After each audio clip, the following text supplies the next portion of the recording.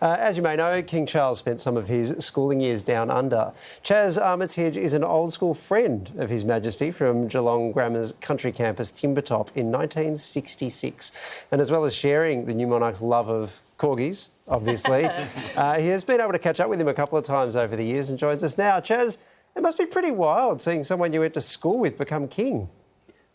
Well, it is. It's a little bit hard to believe, but given he's 73 and I'm 71, and I'm a realist and being associated in the farming industry, you know these things are actually going to happen one time.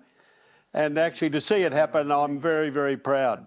What was Charles like at school? Well, he came there 2 years older than us. He was very, very shy, and you could see that he'd been probably dropped into it, you know, into the bush up there near Merrijig, near Mount Buller. It was a hell of a shock to him.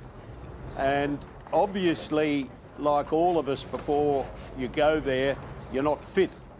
And with all the rigours of having to do cross-country running and all the hikings on the weekend, it took a lot to get used to.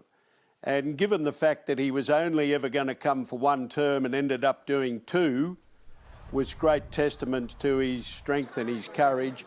He was not treated any differently to anyone else. It was only a matter of weeks until we were in a routine and he was just one of us, and we never expected anything different. Timbertop isn't just any old school experience. You mentioned it has a wilderness focus, and Charles was basically dropped into the Australian bush. Do you think that shaped his passion for the environment? Definitely. I think there'd be no doubt about that.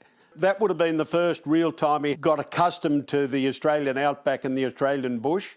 And you could see there that in the end he was loving it and loving the hiking in the high country there.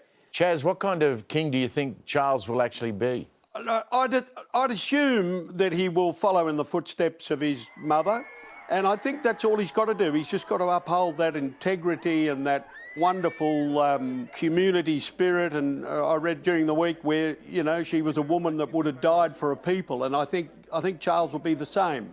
And I'm assuming he'll back off the political involvement a bit and leave that to Prince William, because it's better our elected representatives stuff that up than our monarch, in my opinion anyway. Chaz, we appreciate your time tonight. We'll leave you and the pup to the rest of your evening. Thank you very much. Good night.